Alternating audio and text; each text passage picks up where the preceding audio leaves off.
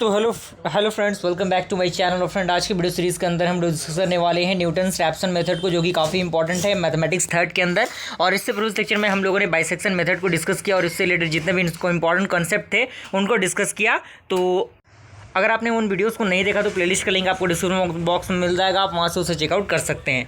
आइए हम लोग देख लेते हैं कि न्यूटन रैप्सन मेथड में किस तरीके की चीज़ें होती हैं। सबसे पहला इसमें क्या होता है कि जो भी आपका फंक्शन दिया रहेगा उसको एफ ऑफ एक्स के टर्म में हमें लिख लेना है और इज इक्वल टू 0 के टर्म में इसको अरेंज कर लेना है।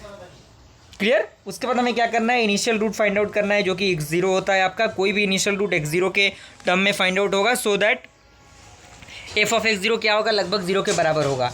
That is x is a nearer to the root of equation 1, यानी जो x होगा वो नियरेस्ट होगा रूट ऑफ इक्वेशन 1 के।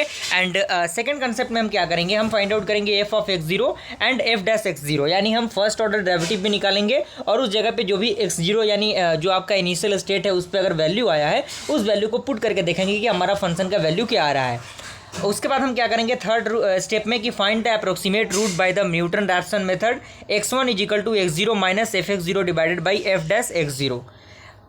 अब हमारा जो फंडामेंटल होगा यहाँ से शुरू होगा कि हम फर्स्ट अप्रोक्सीमेट रूट के लिए किस फॉर्मूला का यूज़ करेंगे। और बेसिकली जो ये सब्जेक्ट है, ये सब्जेक्ट पूरा आपका न्यूमेरिकल बेस्ड है और पूरा फार्मूला पे ही आधारित है। जितना ज़्यादा फार्मूला आप याद करेंगे, जितना ज़्यादा कंसेप्ट आप समझेंगे, जितना ज़्यादा प्रैक्टिस आप करेंगे, चीज़ें उतने ज़्यादा आप समझेंगे।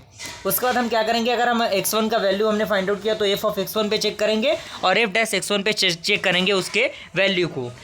उसके बाद जो सेकेंड अप्रोक्सीमेट रूट है उसके लिए हम क्या करेंगे, x2 is equal to x1 minus F x1 divided by F dash x1।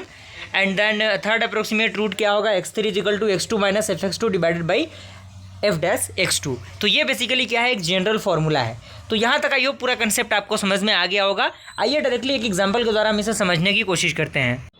तो फ्रेंड, आपका क्वेश्चन जो है न्यूटन रैप्सन मेथड का फर्स्ट एग्जांपल का क्वेश्चन कह रहा है कि find the real root of the equation x³ minus 3x plus 1 is equal to 0 by the Newton Raphson method correct up to 4 decimal places. यानी 4 decimal places पे हमें correct value find out करनी है, क्या उसका वैल्यू होगा। तो सबसे पहले जो गिवन फंक्शन दिया रहेगा उसको हम क्या करेंगे, एफ ऑफ एक्स के टर्म में लिखेंगे और उसको इक्वेशन 1 मान लेंगे। हमारा रूल क्या कहता है, उसके बाद हमें क्या करना होगा, इनिशियल जो वैल्यू होता है x0 का उसको फाइंड आउट करना होगा। तो उसको फाइंड आउट करने के लिए हम क्या करेंगे, by the help of hit and trial rule, hit and trial rule हम अप्लाई करेंगे तो देखेंगे कि कितना वैल्यू नियरेस्ट आ रहा है। तो एक पॉजिटिव निगेटिव वैल्यू आपका होना चाहिए।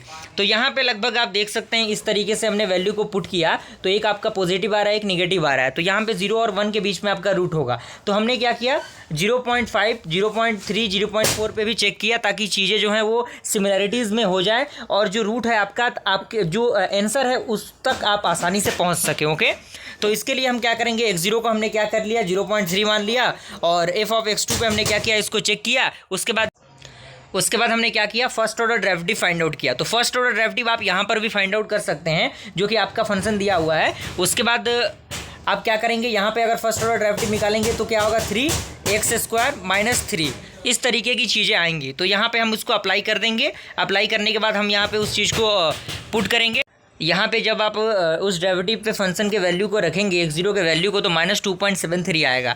अब हमारा रूल क्या कहता है, first approximate root find out करना। तो x1 इज इक्वल टू क्या होगा, x0 minus F x0 divided by F dash x0।